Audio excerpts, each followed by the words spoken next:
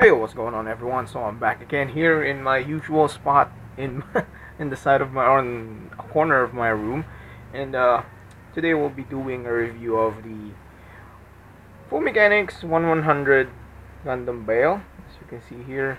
But I do not have my rotating base with me, so we're just gonna stick with the manual turn. So here's a 360 look of it. It's pretty symmetrical if you ask me. Yeah, it's pretty symmetrical. So, what's new with this kit? So, unlike all the other releases of the full 1100 Full Mechanics IBO kits, this kit is pretty unusual with regards to the construction of the feet, the head, and the backpack, and side skirts, of course. And the other skirts as well. So this time it almost has no stickers in it. The only stickers you get are the ones underneath the chest part. No sticker for the head. The ones on the hip joint there. The ones here. And surprisingly, the backpack, unlike the high grade counterpart, is actually made with red plastic with the stickers, black stickers on the side zone, like there and there. Okay, so this kit is pretty amazing, except for the fact that the colors are a little off. It's too bright for the original color, so it should be a little lighter and a little purplish, if you ask me. But they chose the shade of blue. I don't know why. And we just have to live with it. So, pros and cons. Let's move on to the pros and cons first. Same with the other 1100 IBO kits. The shoulder armor pops off easily. Very easily. Because they are only held in there by friction and nothing else but friction. Another, the chest part right here, the white part, I actually glued it in because it's a little flimsy, if you may. So it is only held in there by friction. So if you are like me, has a very tight grip, if you hold the kit here, it actually detaches from the actual body. Another aspect that I don't like. See this part? Shed some light there. There you go. This part of the kit, the hip, is pretty loose, so it swings around fairly easy, so you can't actually have that perfect stance that you're looking for, unless you are able to remedy it. Then you'll be good to go. So the light back. So that's about all the cons of it. The pros, man, this kit looks awesome. Really awesome. No doubt, really awesome. Even if the colors are off, it looks awesome. No stickers, almost no stickers. What else? Dude, it's just badass, man. It's just really badass. And for an added bonus, kind of looks like a bird from the side. Let's just zoom in a little. I hope you can see it in the camera. It kind of looks like a bird. Yeah. Okay. So, we move on to the articulation. So this kit, the head goes up that far, not really much. Looks down that far. Let's move the light here first. God, it's really hard to find a good light source there. Now, it looks down that far, side to side, rotates 360. Shoulder armor moves up, and it's on a hinge, double hinge, so it can move up that far. The arm moves up that far, rotates, has a bicep swivel, double jointed elbows, mole jointed wrist. That's about it. And then on the torso, has the working piston, same with all the 1100 IBO kits. So it can crunch forward, crunch back, side to side, rotate some, and that's it for the torso. For the skirts, front skirts are on individual ball joints, so we can move up, in, wiggle a bit. The side skirt, the huge ass side skirts, are on a hinge and a ball joint, so can move up, can move down, rotate, and wiggle a little.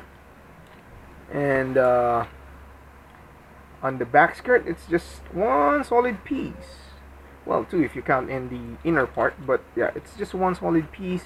So it's on, let's move the back hinge. It moves up, and that's it. It kinda is easy to pop off, but yeah, it does move quite a bit. Okay, so move on to the legs. The hips are on a swivel. Okay, this is another problem. The thrusters on the legs keep on popping off. They are only held in there by friction, so unless you want to glue them in, they would stay. Okay, so that leg can move side, front, not that far, back. Actually, the side skirts are not getting in the way. If you, oh God, it's too chaotic. Yeah, the side skirts are not getting in the way there. Yeah. From this moment on, I'll just let everything that falls off fall off. I'm not gonna attach it. I'm gonna attach them after the review. Okay, so there goes the back skirt. Okay, so the leg can do the splits. Not much because of the side skirts, but if we move the side skirts, if we position them like this, we can do the split. No problem. Oh God, see the chest. This is a little chaotic. And now the thrusters on the back fell off. And two of the thrusters at the back of the leg. So the legs are on double joints, but since because of the armor, that's how far it bends. Sad. Okay, moving on. The ankles or the foot are on the standard IBO pivot joints and on a hinge. Rotate some, and that's about it with the articulation. Accessories. Oh, I forgot the backpack first. Here's the problem. See this? It's on a plastic on plastic ball joint. So if you attach it, it's not a really stable connection, but that's all we got. So you have to work with it. So you can rotate, wiggle some, and this part, the thruster, can move up and down. That's it. Okay, for the accessories, you get a saber handle, and you get a rifle. So you might be asking, wait, doesn't Vidar have guns?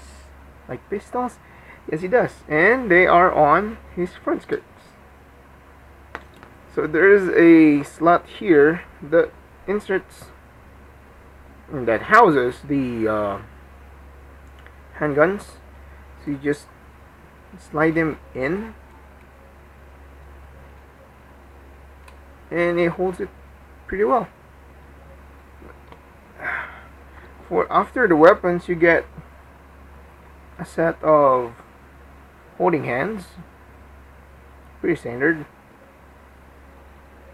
Easily pop off. Let's just attach the beam rifle to test it out. There you go. So you can hold the beam rifle easy, and besides those holding hands, you get another set of holding hands. So this time, the holding hands that I am holding, well, that's pretty redundant, are articulated on the wrist. So as you can see here, if you can see, if I bend this, it moves the wrist there. Unlike the standard holding hand, it doesn't move at all. So the only problem that I see here is that you only get 4 hand covers, and you're left with the 2 extra pairs of holding hands without hand covers.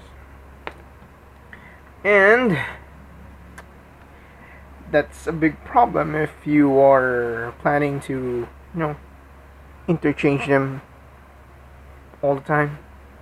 You have to remove the hand covers of the other hand, then put it there, and it's going to eventually, degrade the plastic, and it's gonna get loose.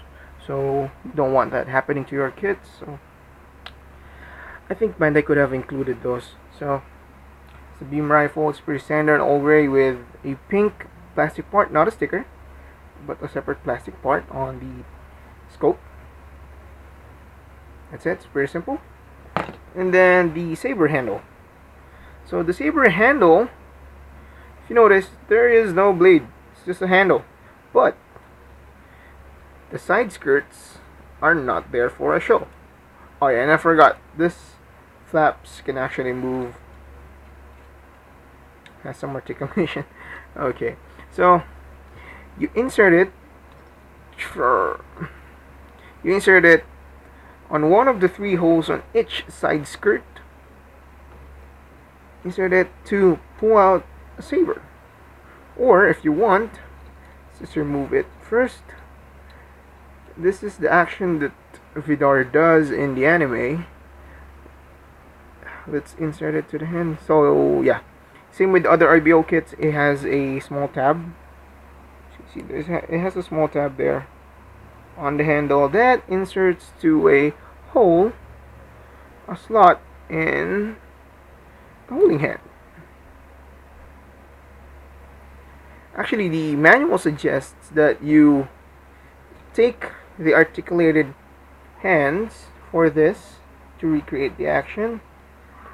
So let's take one articulated hands. Just call them articulated hands to make it easier. You insert it. Just insert it. There you go. You put it, insert it there, and then you grab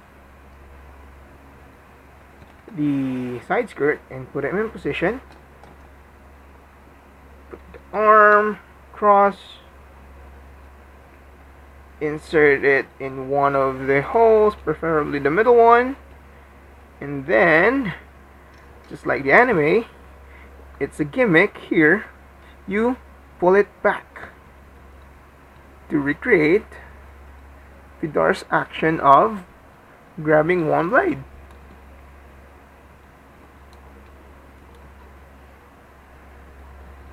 It's a very neat feature that it incorporated, so it doesn't look weird. That it has that function in the anime but not with the kit. So kind of looks awesome. So in total you get 6 of these saber blades, or should I say rapiers. Well, they are rapiers. You get 6 of them, 3 on each side skirt, and you can just, take whichever one you want. Okay, the glue just ain't holding, so I might re-glue it later. Okay. So what other things does this kit bring that the other kits did not? Well, Vidar is known for its bladed feet. So yeah, this thing looks cool, but the problem is you cannot display it with this out unless you put it on an action base. And from what I have seen and read in the manual, this kit is actually compatible with the standard action base one, unlike Gundam Barbatos that is a little thick on the groin to even be putting him on a action base one. So this one actually accepts the Y plug or the Y bracket of the action base one. I have not actually tried it yet, and I might try it later. So yeah, I'll be attaching it on an action base. So my thoughts on it. It's pretty cool.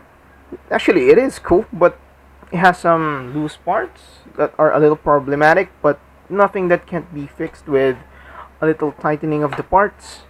And the lack of stickers is actually a plus point for me. But I just wish that Bandai could have made the sides of the third reactor plastic, separate parts, instead of giving you an entire red piece and then giving you stickers to cover up the sides.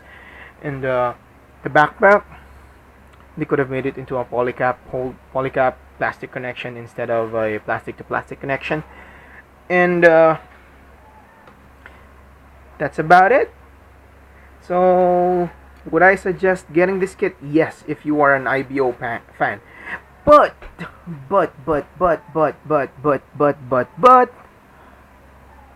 if you do not like loose parts and you are a little lazy on fixing things, tightening joints, this is not a kit for you.